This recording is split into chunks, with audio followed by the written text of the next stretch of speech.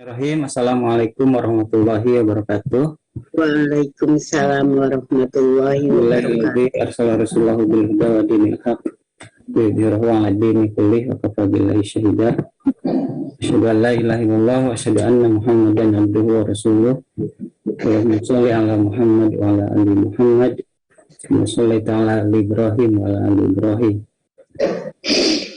Puji dan syukur kita panjatkan kehadirat Allah Subhanahu wa taala. Shalawat dan salam semoga senantiasa tercurah limpah kepada Nabi Muhammad SAW, kepada keluarganya, sahabatnya, tabi'in sampai kepada kita semua. Baik Bapak Ibu sekalian, jamaah GSM dan pemirsa TVmu di manapun berada, untuk memulai kegiatan subuh mengaji kali ini kita awali dengan bacaan basmalah bersama-sama. Bismillahirrahmanirrahim. Selanjutnya pembacaan kalam ilahi, yaitu Al-Quran surat Al-Isra ayat 83 sampai 86 yang insya Allah akan dibacakan oleh Ibu Ecin Quraisin. Kepada Ibu Ecin disilahkan. Terima kasih Karuni. Assalamualaikum warahmatullahi wabarakatuh. Waalaikumsalam. A'udzu billahi minasy syaithanir rajim.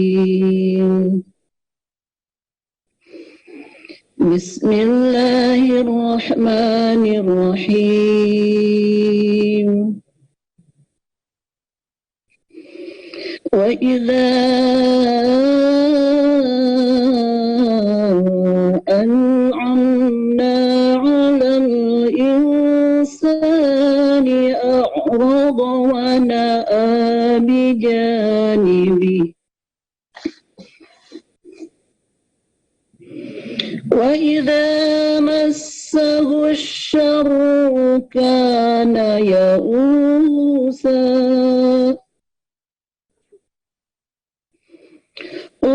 كل يعمل على شاكلته فربكم أعلم بمن هو أهدى سبيلا ويسألونك عن الروح قل الروح من أمر ربي وما أوتيكم من العلم إلا قليلا ولئن شئنا لنذهبن بالذي أوحينا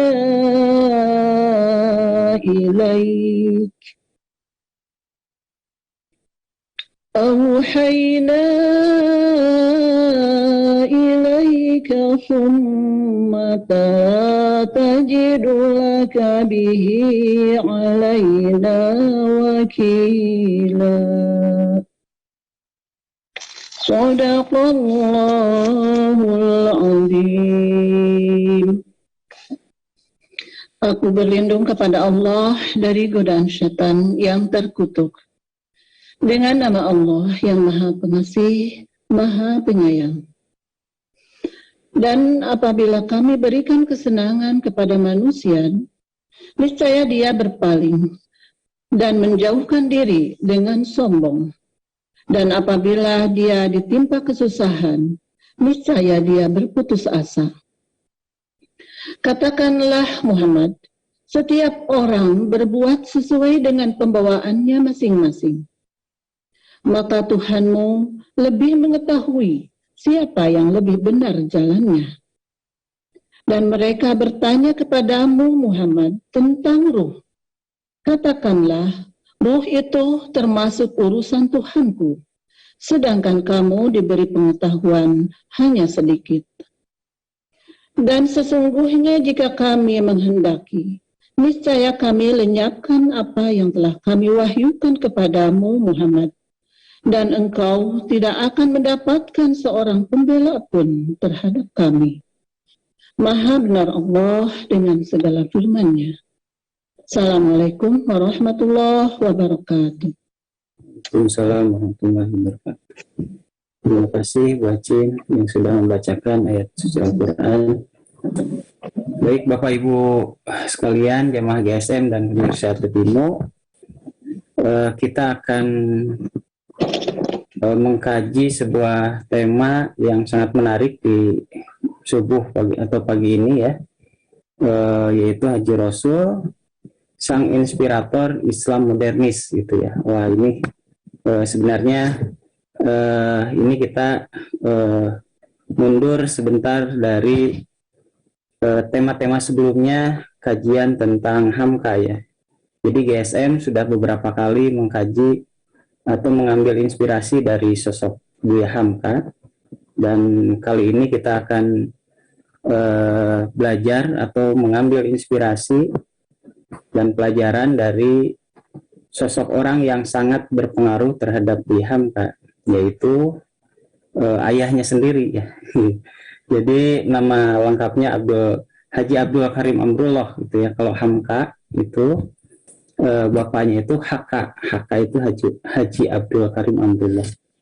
Nah di di Minang disebutnya Haji Rasul gitu ya, panggilannya itu. Makanya yang lebih populer sebenarnya Haji Rasul. Atau juga di sana disebut juga kadang disebut Nyak DR ya. Nyak DR atau Haji Rasul, yaitu adalah ayah dari Hamka yang nama lengkapnya Haji Abdul Karim Amrullah. Beliau adalah seorang pembaharu Islam di Minangkabau yang tergolong atau dikategorikan, kalau topik Abdullah itu dalam bukunya disebut sebagai kaum muda gitu ya. Jadi ada kaum tua, kaum muda.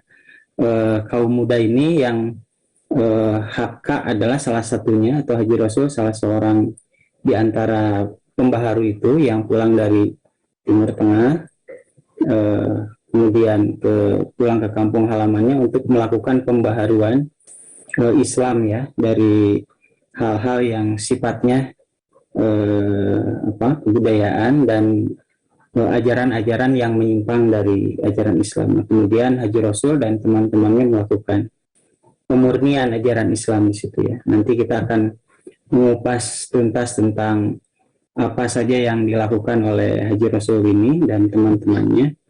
Dan tema ini akan disampaikan oleh sejarawan muda kita yang langsung didatangkan dari ranah Minang. Namanya Al-Ustadz Fikrul Hanif Sufyan M. Hum. Nah, ini sejarawan muda, kelahiran 1980. Tapi saya tidak bacakan CV-nya walaupun masih muda. Saya akan acara ini akan kehabisan waktu karena banyak banget CV-nya, 6 halaman. Jadi saya sebutkan saja bahwa beliau ini orang yang sangat concern dengan sejarah, S1, S2-nya sejarah, ilmu sejarah ya di Universitas Andalas. Selain sejarawan, beliau juga sebagai seorang jurnalis, sebagai peneliti, aktivis juga, dan penulis ya. Jadi banyak karya tulis, baik berita, artikel lepas, jurnal, termasuk buku-buku sudah banyak dihasilkan dari Mas Hanif ini. Saya nyebutnya Mas Hanif, Pak Ustadz Hanif. Beliau ini adalah dosen di STKIP Yayasan Abdi Pendidikan di Padang ya. Di Muhammadiyah, Ustadz Hanif ini sebagai Ketua Pusat Data dan Pengkajian Muhammadiyah, yaitu Muhammadiyah Minangkabau di PWM Sumatera Barat. Jadi yang saya tahu, PWM Sumatera Barat ini satu-satunya PWM yang punya Pusdakum namanya, Pusat Data dan Pengkajian Muhammadiyah. Jadi bukan hanya MPI, tapi jadi Pusat Data dan Pengkajian Muhammadiyah juga. Nah, Mas Hanif ini sebagai ketuanya. Buku dan jurnal Mas Hanif ini sangat banyak sekali, yang saya sebutkan satu saja yang kemarin baru dibedah di hari Senin. Jadi bukunya baru terbit di Surah Muhammadiyah. Judulnya Kuliatul Mubalikin dari Kauman Padang Panjang untuk Indonesia. Mungkin Bapak Ibu sekalian sudah ada yang tahu ya, Kuliatul Mubalikin adalah sekolah yang dirintis dan di apa ya dirintis oleh Hamka ya di Padang Panjang, dan sampai sekarang sekolah itu masih ada dan eksis ya. Nah, Mas Hanif ini membuat buku yang sangat inspiratif ini, dan mudah-mudahan nanti next mungkin bisa dibedah juga di sini untuk kita belajar dari ketokohan Hamka ketika beliau merintis sebuah sekolah yang sangat luar biasa pada waktu itu. Padahal Hamka sendiri tidak mendapat gelar akademik ya. Buku-buku yang lain, Mas Hanif ada buku tentang sejarah Minangkabau, tentang Muhammadiyah, tentang tokoh-tokoh Muhammadiyah dan lain-lain. Jadi sangat banyak sekali karyanya. Mohon maaf Mas Hanif tidak saya sebutkan semuanya ya, nanti kehabisan waktu. Untuk itu saya persilahkan kepada Mas Hanif untuk menyampaikan materinya sampai kurang lebih jam 6. Setelah itu nanti kita dialog. Kepada Mas Hanif dipersilakan.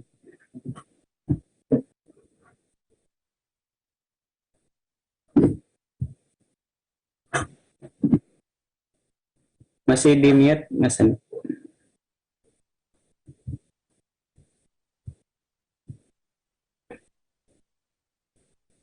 Belum terdengar Mas Hanif.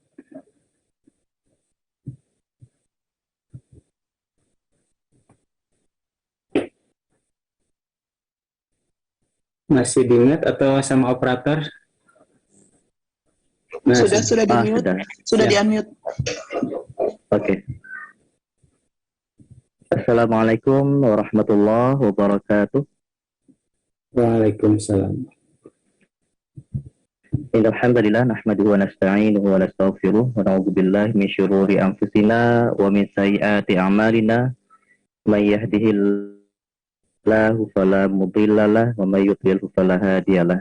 Asyhadu an la ilaha illallah wahdahu la syarikalah wa asyhadu anna Muhammadan abduhu wa rasuluh la nabiyya ba'dah. Pertama-tama marilah kita hantarkan rasa syukur kita kehadirat Allah Subhanahu wa taala. Dan sampai detik ini kita masih diberikan oleh Allah nikmat iman, Islam dan nikmat kesehatan, sehingga pada pagi ini kita berhimpun dalam ruang Zoom meeting ini untuk kembali membicarakan mengenai ketokohan Hamka ya, dan yang menjadi kajian kita pada pagi hari ini adalah tentang Haji Rasul, sang inspirator Islam modernis. Kemudian salawat dan salam marilah kita hantarkan kepada Rasulullah Muhammad Sallallahu Alaihi Wasallam dengan antara kata Allahumma salli ala Muhammad wa ala ali Muhammad. Bapak-bapak, ibu-ibu, peserta kajian subuh Aisyah wilayah Jawa Barat yang bagaimana yang telah dihantarkan oleh Kang Roni tadi, bahwa kajian kali ini membahas tentang tokoh atau figur yang mempengaruhi pemikiran Hamka. Kang Roni, suara saya jelas di sana? Jelas Mas, bagus. Oke, jelas. Baik. Bagaimana yang telah disampaikan oleh Kang Roni tadi, bahwa figur ini merupakan ayah kandung dari Hamka, yang bernama lengkapnya itu adalah Haji Abdul Karim Amrullah. Tapi kalau kita kita telisik, sebenarnya nama pemberian asli dari ayah kandung beliau itu ya, itu sebenarnya adalah Muhammad Rasul, nama asli beliau. Nah, perubahan nama menjadi Haji Abdul Karim Amrullah itu ketika beliau itu belajar di Mekah, dan kemudian diganti nama beliau itu oleh guru beliau sendiri, yakni Syekh Ahmad Khatib Al-Minangkabawi, dan kemudian sejak itu beliau resmi menggunakan nama Haji Abdul Karim Amrullah. Namun di ranah kelahiran beliau ya di Maninjau, beliau tetap dipanggil sebagai Haji Rasul. Nah, di dalam beberapa tulisan Hamka itu juga menyebut istilah lain untuk sosok ayah kandungnya ini. Ada juga Hamka menulis beliau ini dengan Haka misalnya. Ada juga beliau ini ditulis dengan istilah lain, ini DR. Penamaan kata DR ini berhubungan dengan ketika Haji Abdul Karim Amrullah ini memperoleh gelar Dr. Honoris Causa ya dari Universitas Al-Azhar Mesir Kairo. Ini jaraknya sangat dekat dengan sahabat beliau, yakni Haji Abdullah Ahmad waktu itu, yang juga lebih dulu mendapatkan gelar doktor ini waktu itu di Al-Azhar. Baik, kita akan jabarkan dulu sedikit mengenai Haji Rasul ini. Bisa di ini Kang Roni slide-nya.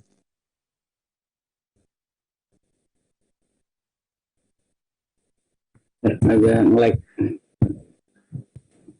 Ya ini ya, sendap.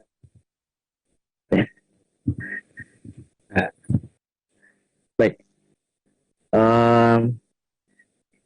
Hari ini kita akan membicarakan beberapa item karena waktu yang cukup terbatas ya, diberikan waktu sekitar setengah jam. Saya akan ada beberapa hal nanti yang akan kita bicarakan. Pertama mengenai yang pandang mengenai Haji Rasul ini, kemudian bagaimana pendidikan, kemudian beliau berkeluarga dan berdakwah. Kemudian yang kita bicarakan selanjutnya adalah tentang menepis busana barat itu haram hukumnya pada masa zaman beliau ya, ketika ulama-ulama tradisional itu mengecam busana barat pada masa itu. Dan kemudian yang keempat itu adalah bagaimana beliau itu menentang kekuatan komunis yang waktu itu memang sangat kuat waktu itu di Sumatera Barat.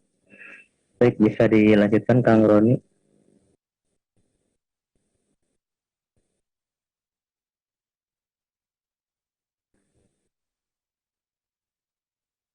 Baik, saya mengutip dari seorang Belanda ya yang bernama Van der Plas, yang menegaskan pernyataannya ini pada tahun 1934 ini berkaitan juga dengan kehadiran Muhammadiyah di Sumatera Barat ya. Van der Plas ini menegaskan bahwa dalam pernyataannya ya, dia menyatakan bahwa organisasi baru di Padang Panjang ya, Muhammadiyah, menurut dia kemungkinan besar ini diilhami dari gerakan Haji Abdul Karim Amrullah. Ini merupakan poin yang menegaskan bahwa hadirnya Muhammadiyah di Sumatera Barat ya, baik di cabang Maninjau, kemudian di ranah kelahiran dari Haji Abdul Karim Amrullah sendiri atau Haji Rasul, maupun nantinya berkembang kembali di cabang Padang Panjang, itu tidak lepas dari peran beliau. Meskipun nantinya dalam sepanjang hayat beliau tidak pernah mendaftarkan dirinya sebagai anggota dari persyarikatan, sebagai dari Muhammadiyah India Timur, tapi beliau benar-benar support dan kemudian beliau benar-benar mendukung hadirnya dan kemudian ikut menyebarkan paham ini di Sumatera Barat. Baik, kita akan menelisik lebih jauh mengenai riwayat beliau ya dan kemudian pendidikannya. Jadi Haji Abdul Karim Amrullah ini lahir di Maninjau pada hari Ahad ya, pada tanggal 17 Safar 1296 Hijriah atau bertepatan dengan 10 Februari 1879. Beliau ini diberikan nama ya oleh ayah kandung beliau itu, nama asli beliau itu adalah Muhammad Rasul. Nah, Masa pendidikan beliau itu dimulai pada usia 10 tahun ya, atau tepatnya itu pada tahun 1889. Beliau itu mulai belajar Al-Quran pada Tuanku Haji Hud dan Tuanku Fakih Samun, itu di Tarusan pesisir selatan. Jadi kalau kita ukur jaraknya itu antara meninjau ya Sungai Batang itu dengan dengan tempat beliau itu belajar itu, kalau kita ukur itu lebih kurang itu 150 km.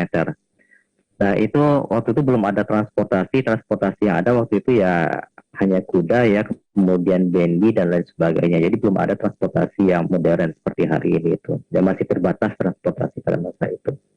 Dan kemudian setahun kemudian 1860 ya, setelah beliau menyelesaikan pendidikannya di Tarusan pesisir selatan, Haji Rasul ini kembali ke Sungai Batang dan belajar menulis bahasa Arab kepada Adam, anak Tuanku Said. Ya. Berselang 2 tahun kemudian, pada usia 13 tahun, Haji Rasul kemudian belajar nahwu dan sharaf pada ayahnya sendiri. Ayahnya ini merupakan ulama ya, atau mufti dari tarekat Naqsabandiyah. Nah, sebagaimana juga diketahui bahwa ulama-ulama modernis yang ada di Sumatera Barat itu pada umumnya itu lahir dari rahim ulama-ulama dari tarekat Naqsabandiyah. Pada umumnya seperti itu. Yang umumnya yang berdomisili misalnya di pedalaman Minangkabau, kita ambil misalnya ada Haji Rasul, kemudian ada Haji Abdullah Ahmad, kemudian ada Syekh Muhammad Jandul Jambe, kemudian ada Syekh Ibrahim Musa Parabe misalnya dan lain sebagainya. Itu pada umumnya ayah mereka itu adalah mufti atau ulama dari tarekat Naqsabandiyah. Nah kemudian pada tahun 1864 sampai 1901 atau tepatnya kalau kita hijriahkan itu adalah pada tahun 1312 Hijriah, itu Haji Rasul ini diutus oleh ayahnya itu ya, dikirim oleh ayahnya itu untuk melaksanakan ibadah haji. Dan kemudian selanjutnya Haji Rasul ini menuntut ilmu di Mekah selama 7 tahun lamanya kepada imam besar mazhab Syafi'i di Masjidil Haram yang bernama Syekh Ahmad Khatib Al-Minangkabawi. Nah, berhajinya para atau anak-anak dari ulama tarekat Naqsabandiyah ya pada umumnya itu ke Mekah itu memang tidak lepas dari persoalan membaiknya perekonomian waktu itu di Sumatera Barat. Karena sebagaimana ketahui di Sumatera Barat ya maupun di Indonesia pada umumnya pada masa itu pemerintah kolonial Belanda itu menggalakkan waktu itu budidaya tanaman yang bisa diekspor, misalnya seperti kopi, kemudian teh, kemudian pala dan lain sebagainya itu, dan termasuk juga hasil rempah-rempah ya, itu waktu itulah yang membuat perekonomian di Sumatera Barat pada masa itu cukup membaik dan itu berimbas pada bisa mereka melaksanakan ibadah haji pada masa itu. Nah, siapa saja tokoh pembaru yang ikut berjuang bersama Haji Rasul pada masa itu, yang merupakan juga murid-murid terbaik dari Syekh Ahmad Khatib Al-Minangkabawi. Di dalam slide ini saya mengangkat ada 4 orang lebih kurang, yakni bernama Haji Abdullah Ahmad atau yang kita kenal juga sebagai perintis dari Sarekat Usaha yang sampai sekarang itu sekolahnya masih ada, yakni Adabiyah. Kemudian juga Abdullah Ahmad ini juga merupakan pendiri dari PGAI Padang, kemudian juga merintis surat kabar Al-Munir pada tahun 1911, kemudian Al-Akhbar pada tahun 1913, dan kemudian juga menjadi redaktur di Al-Islam pada tahun 1916. Kemudian tokoh inspiratif kedua ya, yang juga berjuang bersama Haji Rasul ini adalah Haji dari Ini merupakan Syekh Muhammad Jamil Jambe. Ini dilahirkan 1862. Jadi ini merupakan tokoh modernis Islam yang lebih tua usianya dibandingkan dengan Haji Rasul dan juga Haji Abdullah Ahmad. Beliau ini wafat di usia 85 tahun ya pada tahun 1947, dan beliau ini sepanjang hayatnya ini diakui keilmuannya ya, kefakihannya itu dalam bidang ilmu falak. Kemudian tokoh modernis yang ketiga yang juga merupakan murid dari Syekh Ahmad Khatib ini adalah Syekh Muhammad Taib Umar. Beliau ini lahir di Sungayang ya pada tahun 1874 dan beliau wafat di tahun 1920 di usia 47 tahun. Nah, dalam aktivitas beliau, Syekh Muhammad ini merintis Maraskul, dan kemudian dialah yang pertama kali merintis khutbah berbahasa Melayu atau Indonesia waktu itu di Sumatera Barat. Dan kemudian tokoh yang terakhir yang merupakan juga murid dari Syekh Ahmad Khatib adalah Syekh Ibrahim Musa Parabe. Lahir di Parabe tahun 1884 dan wafat pada tahun 1963. Beliau ini merintis Sumatera Tawali Parabe, dan sampai hari ini sekolah itu masih ada ya. Dan kemudian di masa pasca pemilu 1955, Ibrahim Musa ini terpilih sebagai anggota konstituante ya dari tahun 1996 sampai 1959. Baik, kita lanjutkan kembali. Nah, sekembali beliau Haji Rasul ini dari Mekah pada usia 23 tahun, ia kembali ke kampung halamannya di Sungai Batang Maninjau, dan kemudian ia mulai mengkritik ya tarekat Naqsabandiyah ya, dan kemudian juga beberapa praktik agama yang dinilai bid'ah. Padahal ayahnya ya ini Syekh Amrullah sendiri adalah mufti dari tarekat Naqsabandiyah. Namun meskipun Haji Rasul ini ya ketika ia berdakwah itu memang dia seorang tipikal orator ya, orator yang meledak-ledak ya. Kemudian suaranya cukup lantang menyampaikan dakwahnya itu, sehingga ketika ia itu menyampaikan dakwahnya kemudian berorasi di depan jamaah, itu selalu itu disambut dengan gemuruh tapak tangan ya, tepuk tangan waktu itu. Dan meskipun dia sering mengkritik tentang Naqsabandiyah, tapi derajat kepatuhannya terhadap ayah kandungnya Syekh Amrullah ini tidak pernah berubah. Dia tidak pernah langsung berhadapan atau mengkritik ayahnya sendiri, tapi dia sering mengkritik itu di depan para jamaah. Dia tidak pernah menyerang ayahnya sendiri. Nah, itulah kelebihan dari Haji Rasul ini. Dia tidak juga mengkafirkan ayahnya karena ayahnya seorang mufti dari tarekat Naqsabandiyah. Dan kemudian Haji Rasul ini pada usia 23 tahun ia diangkat sebagai Tuanku Syekh Nan Mudo ya. Ini merupakan gelar yang memang dipersiapkan ya untuk menggantikan posisi ayahnya ya sebagai ulama waktu itu di Sungai Batang Maninjau. Dan kemudian ia menikah dengan Raihanah binti Haji Zakaria. Ini adalah istri pertama beliau. Dan kemudian dari istri pertama beliau ini, beliau dikaruniai seorang anak perempuan yang bernama Fatimah, yang nantinya itu akan menikah dengan Buya Ahmad Rashid Sultan Mansur. Ya, ini merupakan foto dari A.R. Sultan Mansur ini bersama dengan dengan iparnya, yakni Buya Hamka. Kemudian pada tahun 1906 Haji Rasul ini berduka karena Raihanah wafat ya setelah ia melahirkan anak kedua, dan anak-anaknya itu juga wafat juga, meninggal juga. Kemudian ia ganti lapia, itu merupakan istilah dari Minang ya, karena ia menikahi adik dari Raihanah ya, yang bernama Safiyah.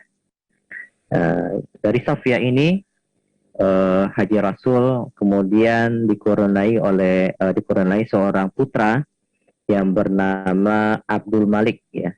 Kemudian dalam perjalanan sejarahnya kita mengenalnya dengan nama lengkapnya itu adalah Haji Abdul Malik Karim Abdullah, atau yang kita singkat dengan akronim HAMKA. Nah, bagaimana posisi beliau berdakwah dan kemudian menentang praktek tarekat Syatariah dan Naqsabandiyah? Ada lebih kurang 2 kitab yang beliau lahirkan ya. Itu 7 tahun berjarak setelah beliau itu kembali lagi dari Sungai Batang.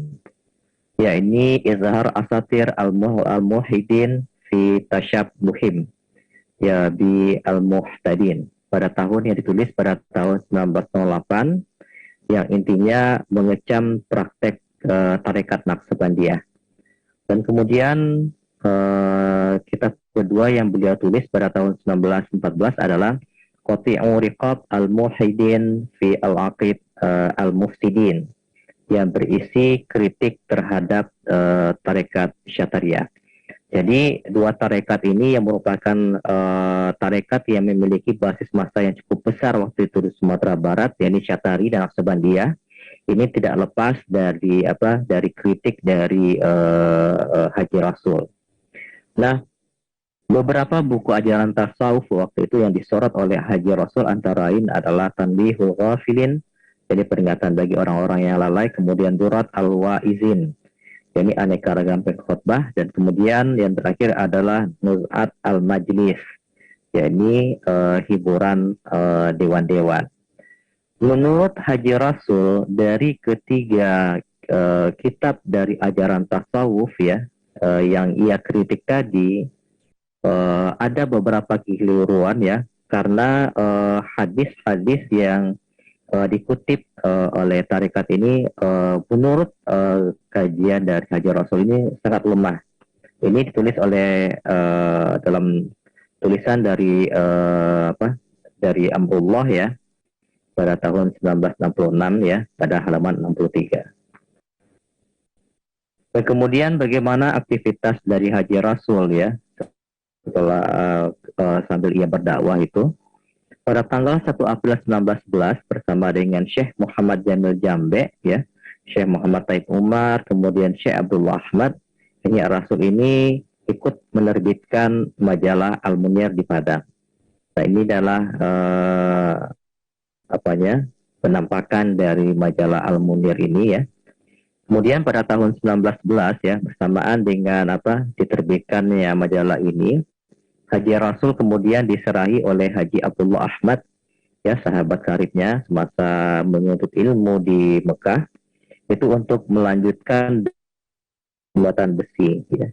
Dan 7 tahun kemudian ya, pada tahun 1918 Haji Rasul ini merintis perkumpulan Tawalib ya, nantinya akan berubah menjadi sekolah Islam modernis ya, pertama waktu itu di Sumatera Barat ya. Kemudian ini merupakan gagasannya ini melahirkan sekolah Islam modernis ini merupakan keberlanjutan dari ide-ide waktu itu yang disampaikan oleh Kiai Haji Ahmad Dahlan ya, kemudian Hos Cokro Aminoto ketika Haji Rasul ini turne ke Jawa ya, bertemu dengan anak kandungnya Fatimah dan kemudian menantunya Buya Sultan Mansur ya, dan pada saat itulah beliau berjumpa dengan Kiai Haji Ahmad Dahlan, dan dia sangat tertarik sekali dengan ide-ide Kiai Haji Ahmad Dahlan ini ketika merintis Persyarikatan Muhammadiyah. Kemudian juga beliau juga mendapatkan masukan-masukan yang positif pada masa itu dari Hos Cokro Aminoto mengenai pentingnya perkumpulan dan lain sebagainya. Kemudian pasca berdirinya Sumatera Tawalib, Haji Rasul bersama murid terbaiknya bernama Zainuddin El Yunusi dan Ahmad Khatib ya, gelar Datu Batua, Itu kemudian mendirikan surat kabar di Sumatera Tawalib yang mereka namakan Al-Munir Al-Manar. Nah, siapa-siapa saja murid-murid terbaik dari Haji Rasul ini? Ada beberapa tokoh yang kami angkat di sini. Pertama ada Zainuddin Labei Al-Yunusi yang merupakan perintis di Nia School. Kemudian Ahmad Rashid Stan Mansur yang nantinya menjadi pimpinan Muhammadiyah Konsul Minangkabau dan pimpinan besar Muhammadiyah Yogyakarta. Kemudian ada Haji Ahmad Khatib Gelar Datuk Batua yang merupakan ideolog komunis ya. Penamaan komunis ini merupakan sintesa dari Islam, komunis dan kemudian adat Minangkabau ya. Dan kemudian beliau ini juga perintis dari Sarekat Rakyat dan pimpinan redaksi dari Pemandangan Islam. Nah, Haji Ahmad Khatib Gelar Datuk Batua ini juga merupakan murid dari Syekh Ahmad Khatib Al-Minangkabawi ya, karena beliau ini pada usia 8 tahun itu sudah berangkat ke Mekah untuk belajar Islam di sana. Kemudian tokoh lainnya yang menjadi murid terbaik dari Haji Rasul ini adalah Tengku Abdul Hamid Hakim ya, yang melanjutkan kepemimpinan dari Haji Rasul di Tawalib pada tahun 1925. Dan kemudian ada Encik Rahmah El-Indonesia, ini merupakan tokoh inspiratif perempuan ya, yang merintis Madrasatul Lil Banat ya, yang pada hari ini kita mengenalnya sebagai Diniyah Putri. Ini sebenarnya masih banyak tokoh-tokoh Islam modernis yang lahir dari didikan dari Haji Rasul, tapi pada kesempatan kali ini kita hanya mengangkat 5 orang ini saja. Nah, kemudian kita akan beralih mengenai sanggahan Haji Rasul terhadap busana barat yang sering yang didengungkan oleh mufti-mufti dari tarekat Naqsabandiyah. Bapak Ibu peserta kuliah subuh pada hari ini, kajian untuk dakwah subuh. Sebagaimana Bapak Ibu lihat dari penampakan foto ini bahwa Haji Rasul ini memang tipikal ulama modernis yang sama dengan Kiai Haji Ahmad Dahlan dalam memilih busananya. Tapi kalau Kiai Haji Dahlan masih menggunakan belangkon dan kemudian pakai sarungan batik ya di bawahnya. Tapi Haji Rasul ini memang benar-benar berbusana barat gitu. Dan ini dia menjadi bulan-bulanan waktu itu dia sering dikecam oleh ulama-ulama dari ulama tradisional pada masa itu. Seperti yang kita lihat, beliau itu sering menggunakan jas, kemudian menggunakan baju kerah putih, kemudian dilengkapi dengan dasi, kemudian menggunakan pantalon itu istilahnya adalah celana dasar ya, yang hari ini yang digunakan oleh laki-laki maupun ibu-ibu misalnya. Kemudian juga beliau ini menggunakan kolonyet ya, kacamata untuk membantu karena beliau ini rabun dekat ya. Jadi beliau ini menggunakan kolonyet ya, istilah dulu itu istilahnya itu adalah kolonyet, kacamata hanya untuk pada sisi sebelah kanannya. Kemudian juga beliau melengkapinya dengan tarbus ya, jadi topi yang agak tinggi ya, yang biasanya itu digunakan oleh orang-orang Turki dan juga orang-orang Mesir. Jadi beliau itu memadukan dua model busana ya, busana barat dan kemudian Mesir. Nah, apa yang dikatakan oleh beliau ya dalam sebuah artikel yang beliau angkat waktu itu di Al-Munir ya, beliau menulis Qati' al-Muhidin fi al-Aqid al-Mufsidin. Jadi dalam pemaparannya, HK menegaskan bahwa Islam tidak pernah memberatkan umatnya berbusana. Ini ditulis oleh HK dari Haji Rasul pada tahun 1914. Dan ketika sejak ia menuliskan artikel ini ya di majalah Al-Munir, ia sering menjadi cemoohan dari ulama-ulama tradisional karena ia berbusana ala barat ini. Dan ini juga dialami juga oleh perintis Muhammadiyah ya, Kiai Haji Ahmad Dahlan, sebagaimana yang kita lihat dalam beberapa catatan, kemudian juga dalam film Sang Pencerah. Nah ini inilah gaya berbusana dari ulama modernis di Sumatera Barat. Seperti Bapak Ibu lihat, inilah gaya berbusana mereka, paduan antara busana Eropa ya, kemudian juga ada yang berbusana ala Mesir dan Kairo. Apa kata dari lanjutan dari tulisan dari Haji Rasul? Dia menegaskan tuduhan-tuduhan jahat ya kaum tua dan juga Syekh Yusuf Nabhani yang waktu itu sering mengkritik Haji Abdul Karim Amrullah ini yang dialamatkan kepada ratusan juta orang Turki, Arab, Mesir, dan Suriah. Ini merupakan bentuk kebencian yang tidak beralasan. Ini dalam artikelnya Haji Rasul menulisnya. Dan Haji Rasul ini memperkuat hujahnya itu dengan mengutip hadis yang diriwayatkan oleh Bukhari ya, bahwa Rasulullah Muhammad SAW itu juga pernah memakai jubah dari bangsa Roma. Dan terakhir kita akan membicarakan mengenai penentangan beliau ini terhadap Khomeini. Jadi alasan dari Haji Rasul ini menentang ideologi komunis ini di Sumatera Barat, dia mengutip dari tulisan dari Jamaluddin Al-Afghani waktu itu yang berjudul Ar-Ra'du 'alat Bahriyin. Dalam tulisannya Jamaluddin Al-Afghani itu menerangkan bahwa komunis itu menganggap agama itu sebagai musuh dan menyangkal eksistensi Tuhan. Karena waktu itu memang Jamaluddin Al-Afghani waktu itu memang bermukim di Prancis ya. Waktu itu dia melihat secara langsung bagaimana kondisi perkembangan dari komunis di sana. Tapi kalau kita ambil dari kasus yang ada di Sumatera Barat, karena saya juga menulis tentang menuju lentera merah ya, tentang gerakan propagandis komunis di Serambi Mekah tahun 1923 sampai 1949, memang komunis ya, Khomeini dalam perspektif Minang itu memang berbeda dengan komunis yang ada di Prancis. Kalau komunis yang ada di Prancis itu benar-benar dalam benar apa yang dikatakan oleh Jamaluddin Al-Afghani, menyangkal eksistensi Tuhan dan mereka itu adalah ateis. Tapi kalau Khomeini dalam perspektif Minang itu sangat berbeda sekali, karena memang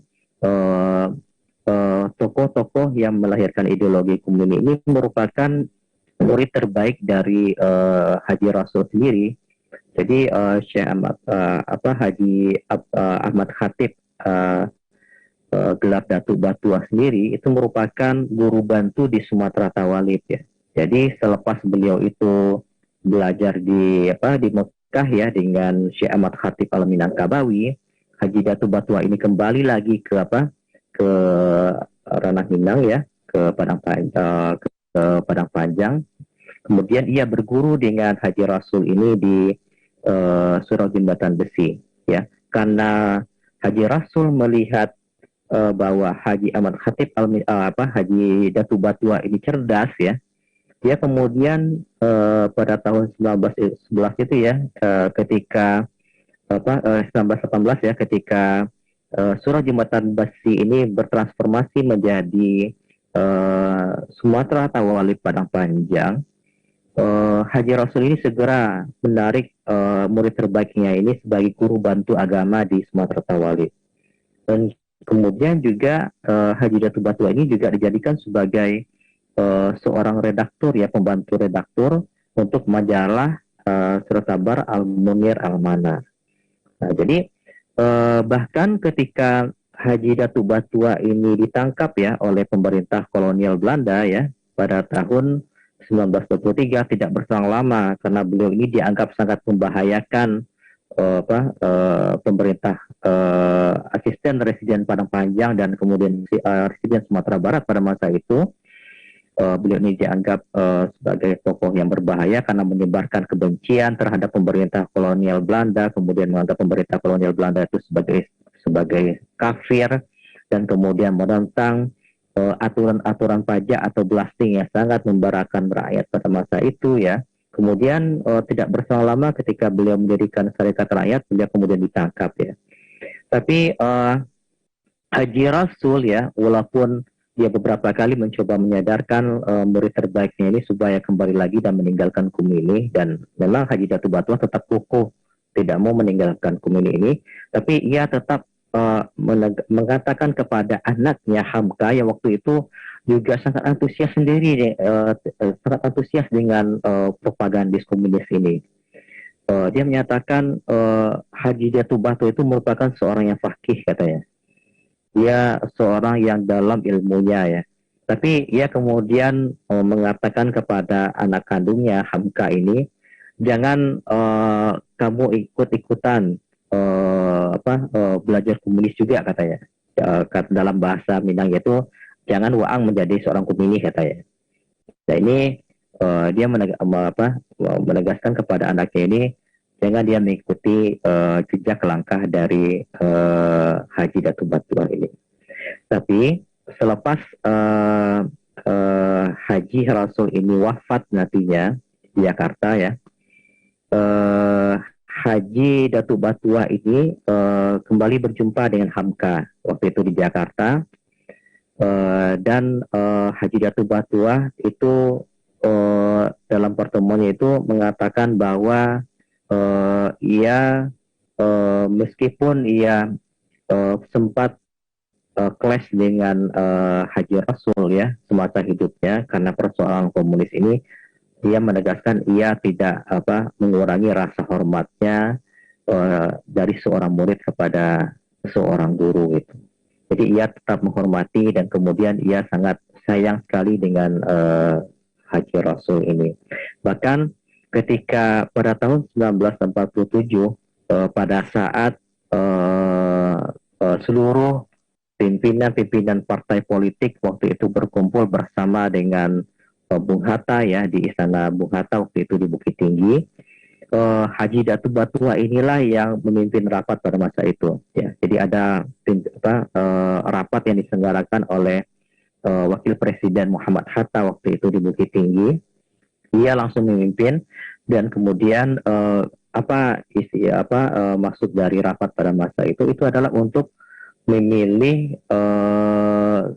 seorang pimpinan ya yang akan membawahi seluruh partai politik dan kemudian laskar perjuangan waktu itu di Sumatera Barat ya. Waktu itu ia sendiri yang waktu itu meneriakan nama Hamka supaya dipilih sebagai pimpinan pada masa itu, dan kemudian hampir seluruh pimpinan partai politik yang hadir di ruangan itu kemudian memilih juga Hamka sebagai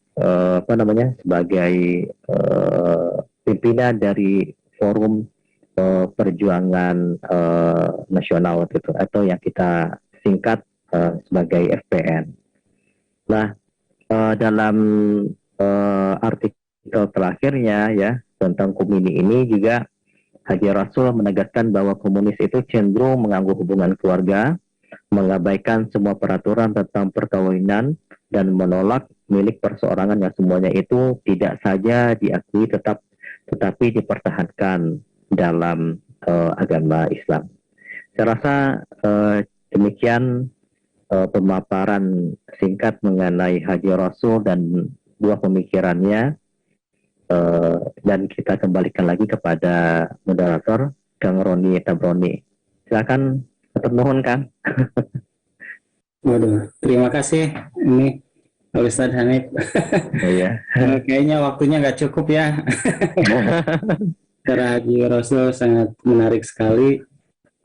Jadi ya saking bangganya Hamka terhadap ayahnya ini kan membuat buku ya, judulnya Ayahku ya, yang kemudian tidak hanya dilihat sebagai anak menulis tentang bapaknya, tetapi juga menjadi kajian sejarah juga katanya. Itu saking hebatnya Haka ini di mata anaknya Hamka ya. Terus juga Irfan Hamka juga menulis buku tentang ayahnya. Ayah ya. Jadi saling menulis buku tentang ayahnya. Itu saling mengagumi ya. Dan saya kira ini menjadi inspirasi yang sangat luar biasa. Juga termasuk mungkin kenapa Muhammadiyah relatif mudah diterima di Minangkabau gitu ya.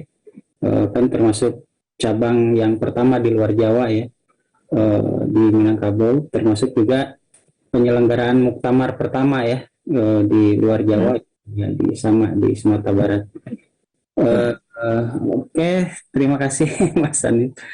Bapak Ibu dipersilahkan yang mau mendalami atau mau mengkonfirmasi tentang apa yang sudah disampaikan tadi dari Al-Ustadz ini, disilahkan untuk raise hand atau menulis di kolom chatnya. Ini ada Pak Muh ya yang di kolom chat itu, Ustadz. Yang di Rancaike ya? Ya, di Rancaike. Assalamualaikum Pak Ustadz. Hanif, kalau tidak salah beliau di zaman penjajahan ya Jepang satu-satunya ulama yang tidak menghormati Kaisar Jepang, berupa Tiongkok penolakan itu berupa simbol, berupa bendera atau matahari. Oh, ini sudah ada yang ini lagi ya Pak Asep. Ini gimana tentang ini? Oke, terima kasih Kang. Jadi memang apa yang disampaikan oleh pengurus dari PCM Rancaike tadi ya, Pak Emu tadi, dan kemudian dari Kang Asep ya, itu memang benar bahwa Haji Abdul Qari Amrullah ini atau Haji Rasul ini memang menentang ya, atau kemudian juga menolak upaya dari pemerintah Dai Nippon ya, waktu itu yang mengharuskan atau mewajibkan orang untuk membukukan badannya ke arah matahari terbit. Dan itu merupakan salah satu hal yang kemudian menyebabkan beliau juga waktu itu ditahan ya, karena beliau waktu itu sangat vokal. Dan ini agak karena ini memang tentu saja ini bertentangan dengan persoalan tauhid ya, karena beliau ini merupakan tokoh Islam modernis ya, yang memang sangat kuat dengan persoalan-persoalan ketauhidan. Ini membubuhkan badan ke arah matahari terbit ini sama juga dengan perbuatan musyrik ya, syirik yang kemudian ini yang beliau sebarkan waktu itu di Sumatera Barat, dan beliau melarang seluruh orang-orang Minang waktu itu mengikuti kehendak dari pemerintah dan Nippon waktu itu di Sumatera Barat. Dan sebenarnya ini juga bukan hal yang pertama beliau laksanakan, karena kita melihat bahwa Haji Rasul ya, ini memang dalam rentang hidupnya memang bukan seorang tokoh politik ya. Dia sangat alergi dengan persoalan politik. Bukan karena apa-apa, karena beliau itu memang melihat dari beberapa transformasi yang pernah juga dialami oleh semua Tawalib ya. Pertama ketika 5 tahun setelah Sumatera Tawalib itu berdiri ya, kemudian hampir seluruh guru dan murid-muridnya itu dipengaruhi oleh paham komunis ya, sampai nanti pecahnya peristiwa Sulungkang tahun 1927. Haji Rasul ini sering dikejar-kejar oleh murid-muridnya yang berafiliasi ke komunis ini sampai ke meninjau ya. Beliau ini dianggap sebagai orang yang anti komunis dan lain sebagainya.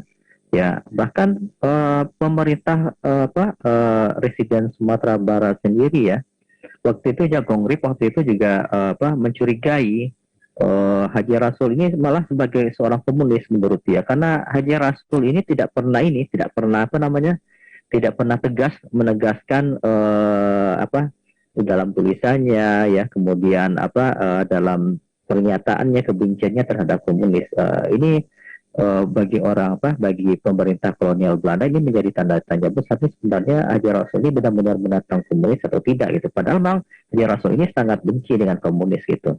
Tapi karena ada beberapa kasus ya waktu itu terjadi, pengiriman surat kaleng waktu itu ke pemerintah Presiden Sumatera Barat ya, waktu itu sering memfitnah nama besar dari Haji Abdul Karim Amrullah ini. Dan kemudian pada tahun 1930-an ya, waktu itu ketika pemerintah kolonial Belanda itu menerapkan aturan dari ordonansi sekolah liar ya, kemudian juga ordonansi guru terhadap guru agama juga. Ini Haji Abdul Karim Amrullah ini atau Haji Rasul ini tampil di garda terdepan. Ini bersama dengan beliau Stan Mansur dan beberapa ulama modernis lainnya di Sumatera Barat itu menentang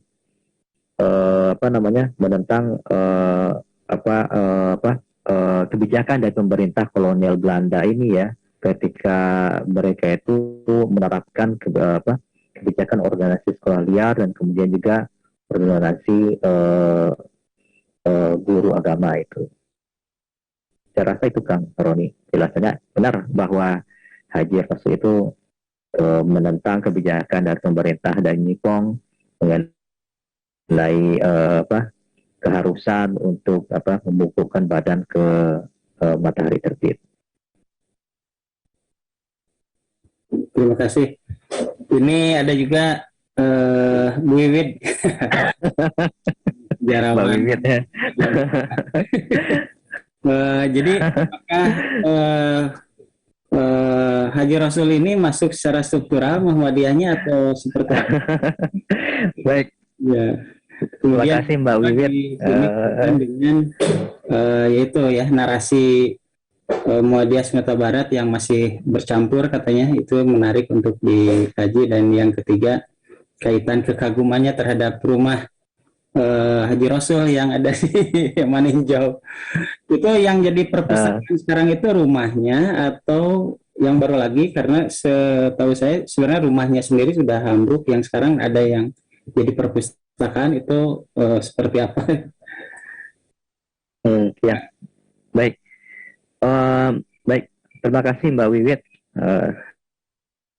Saya rasa di pernyataan menarik sekali apa yang disampaikan oleh Mbak Wiwid ini. Memang sepanjang hayatnya ya, sampai akhir hayatnya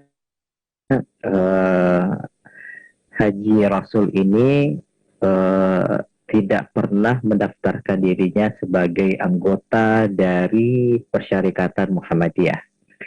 Termasuk juga Syekh Muhammad Jamil Jambe ya, karena dua orang ini ya yang menghadiri waktu itu Kongres Muhammadiyah ke-19 tahun 1930 di Fort de Kock ya. Waktu itu berlokasi di Ngarai Siano.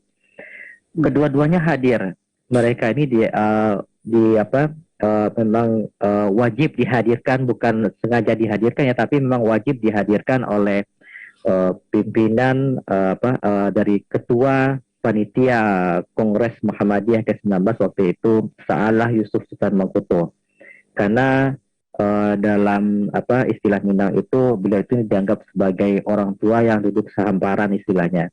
Jadi karena jasa-jasa dari kedua orang inilah ya yang kemudian menyupport hadirnya Muhammadiyah waktu itu di Minangkabau secara keseluruhan. Bagaimanapun hadirnya sekali lagi bahwa hadirnya Muhammadiyah awalnya itu pertama kali itu di Maninjau ya pada tahun 1925. Ini merupakan juga bukti kebesaran hati dari seorang Haji Rasul ya. Waktu itu ia dengan kerelaan hatinya ya bersama adiknya yang bernama Yusuf Amrullah waktu itu menukar ya, menggantikan nama perkumpulan mereka yang bernama Sendi Aman Tiang Selamat itu bertransformasi, berubah menjadi Muhammadiyah ya, cabang Maninjau. Dan beliau juga yang mencarikan waktu itu lahan ya untuk amal usaha pendidikan pada masa itu di Maninjau itu. Jadi beliau walaupun bukan sebagai anggota persyarikatan, tapi beliau memang mati-matian untuk menghidupkan Muhammadiyah di Maninjau. Jadi bersama adiknya itu dicarikan lahan untuk untuk sekolah-sekolah Muhammadiyah di sana. Dan kemudian tidak puas mendirikan Muhammadiyah di Maninjau itu, kemudian beliau juga mulai merintis ya usaha untuk mendirikan Muhammadiyah di Padang Panjang. Memang di dalam versi dari pendirian Muhammadiyah cabang Padang Panjang ini ada dua. Pertama itu versi dari Hamka sendiri, kemudian dari versi dari arsip pemerintah kolonial Belanda yang juga tidak bisa kita bantah waktu itu. Pertama, kalau versi Hamka menegaskan bahwa sebelum berdirinya Muhammadiyah cabang Padang Panjang itu sudah ada perkumpulan tabligh namanya. Jadi perkumpulan tabligh ini semacam perkumpulan dakwah ya, yang memang didirikan oleh ayahnya ini, oleh Haji Abdul Karim Abdullah ini, ada Haji Rasul ini. Jadi anak-anak muda ya, yang merupakan siswa-siswa tawalib yang tidak berafiliasi ke komunis pada masa itu dikumpulkan oleh Haji Rasul untuk melaksanakan kegiatan dakwah. Jadi mereka ini memang sengaja dilatih dan kemudian mereka itu nanti disuruh untuk menyiapkan konsep dakwahnya sendiri, menyiapkan konsep dakwahnya pada kemudian tulisan-tulisan atau artikel dakwah itu kemudian nanti diterbitkan dalam sebuah surat kabar, dalam sebuah majalah.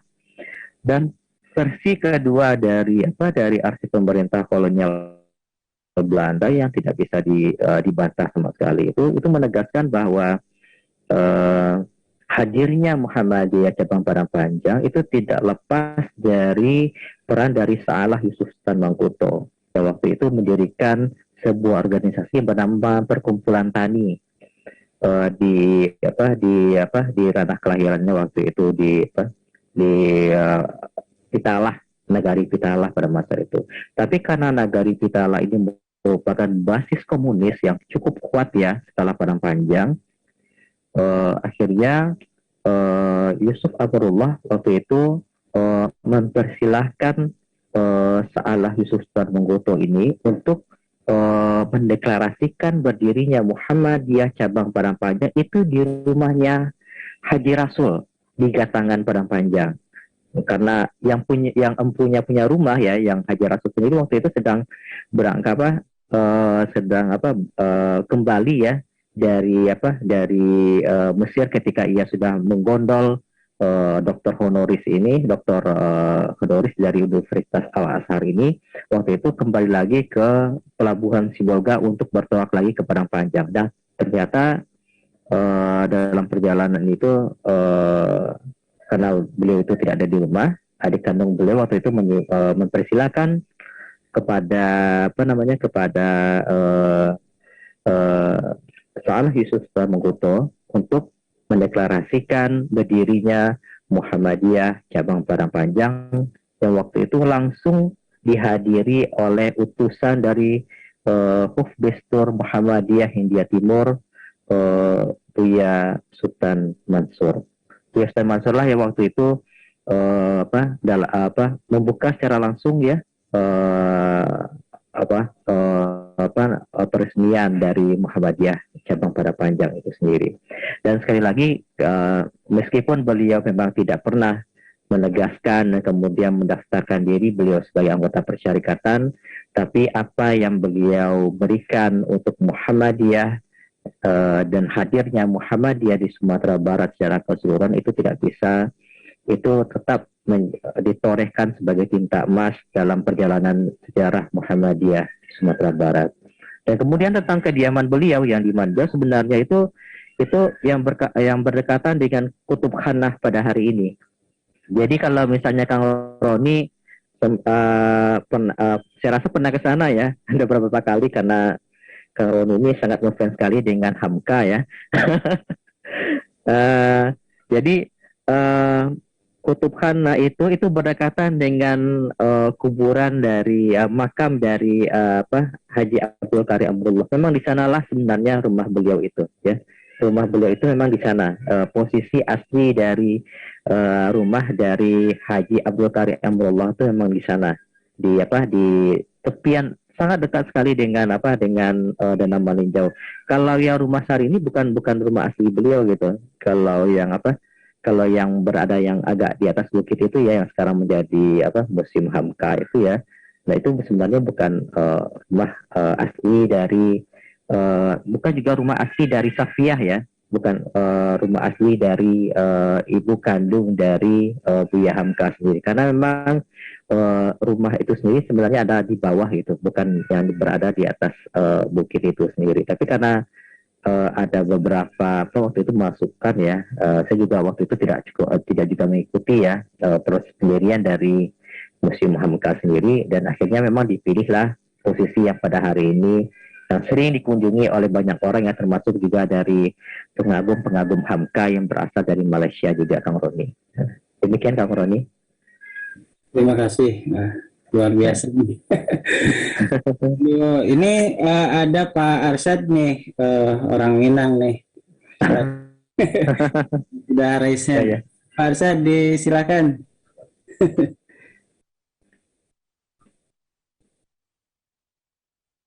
Masih mute.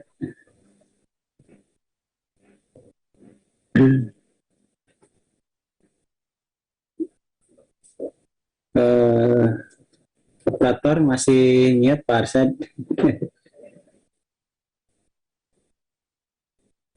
Kita waktu tinggal 8 menit, mungkin bisa lebih singkat. Pak Arsyad belum bisa itu ya, unmute, belum aktif. Atau siapa Pak Wazirman ini dari Jambi, bisa unmute? Dari host kayaknya Kang. Ya, dari host. Teh Susi bisa dibantu mungkin.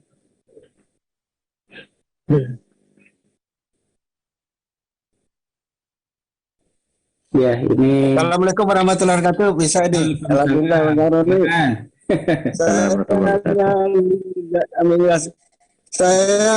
saya 60 tahun yang lalu kan masih di Kota Bukit Tinggi. 60 tahun yang lalu masih di Kota Bukit Tinggi, masih SD saya.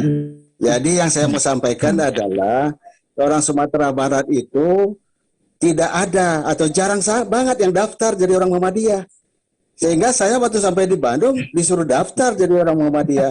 Jadi tahun 92 baru saya jadi daftar jadi orang Muhammadiyah. Waktu itu ngurusin IPEC ILO itu. Jadi maksud saya menjelaskan ini adalah keyakinan saya sejak kecil itu adalah orang Sumatera Barat, orang Minang ini orang Muhammadiyah semua. Itu mulai dari Syekh Rasul, Air Sultan Mansur, Hamka, ada satu lagi Syekh Jamil Jambek juga, ada Syekh Daud Rashidi namanya, Syekh Daud Rashidi. Itu juga belum terangkat kepada umum ya, masyarakat ya. Syekh Daud Rashidi itu sama Syekh Jamil Jambek. Syekh Daud Rashidi itu malah meninggalnya pada saat salat di suraunya Syekh Jamil Jambek. Sehingga waktu itu orang kampungnya, orang Balingka waktu itu mau membawa mayatnya ke Balingka dikuburin nggak boleh sama orang jamaahnya Syekh Jamil Jambek. Itu di tengah sawah namanya di Kota Bukit Tinggi itu.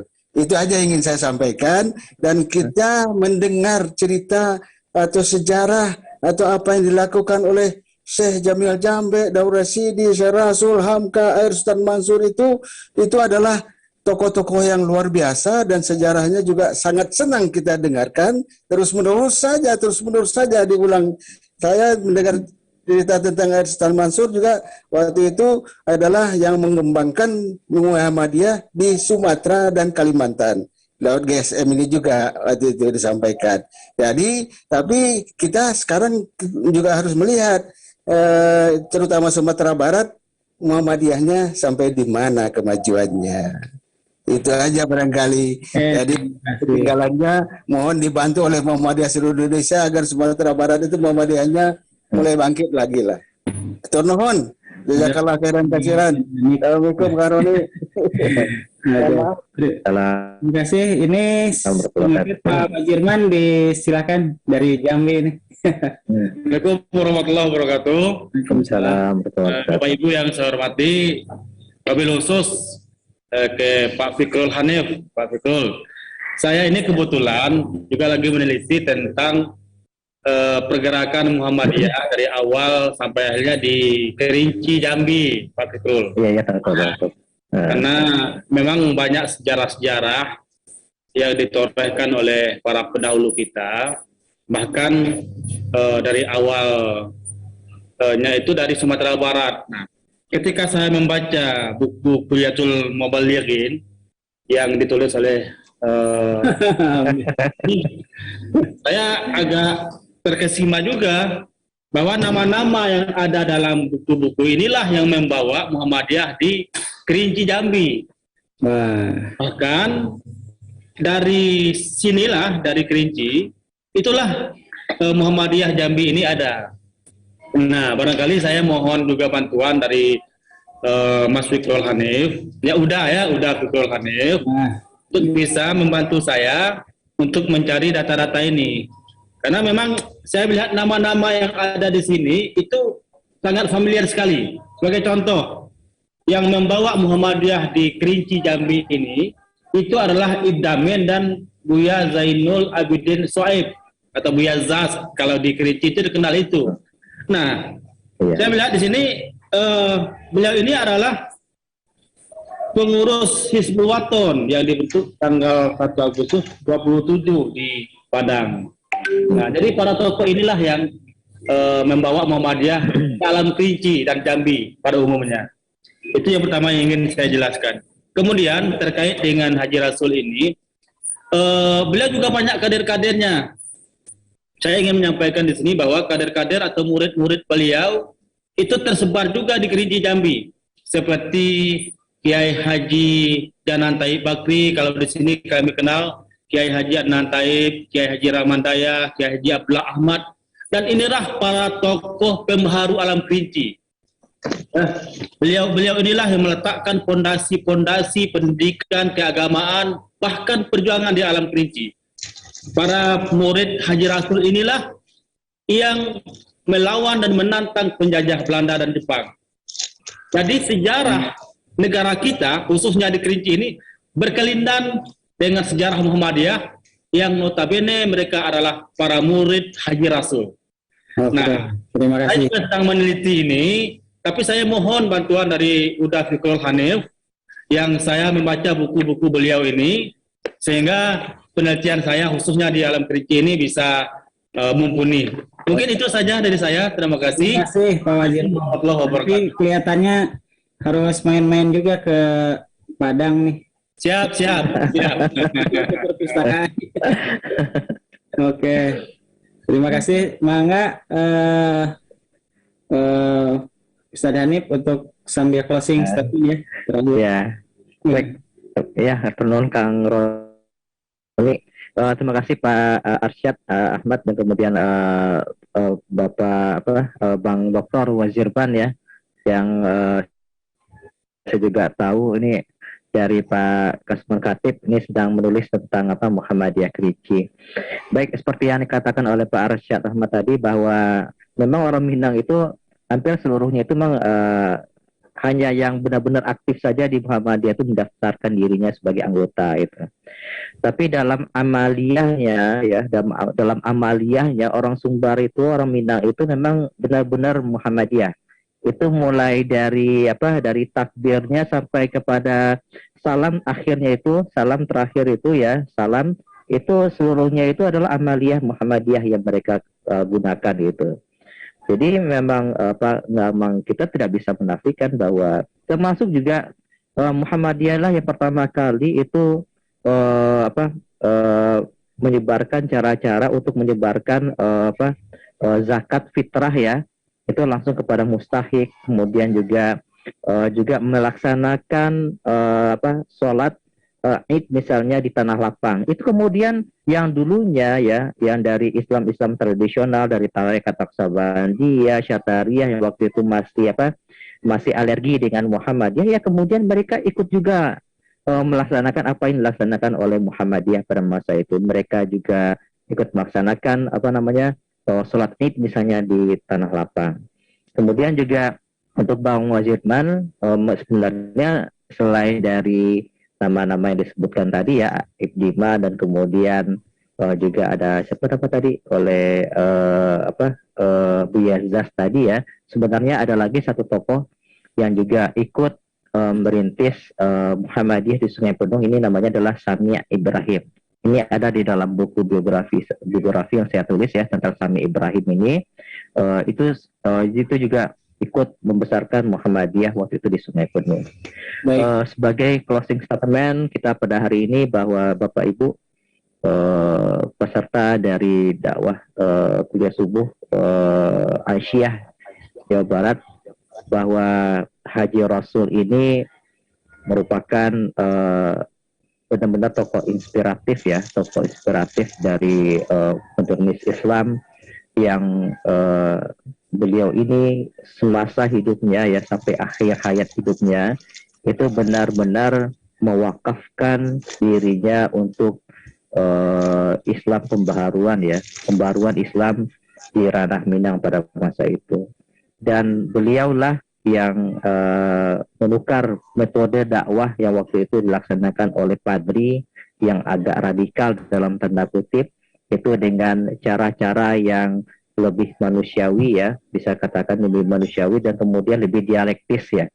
Beliau itu membuka ruang yang lebar dalam diskusi dengan ulama-ulama tradisional, dan kemudian beliau menghadirkan hujah-hujah, dan kemudian dalam apa yang beliau terima waktu itu dari Syekh Ahmad Khatib Al-Minangkabawi, dan juga dari kitab-kitab kuning yang beliau baca.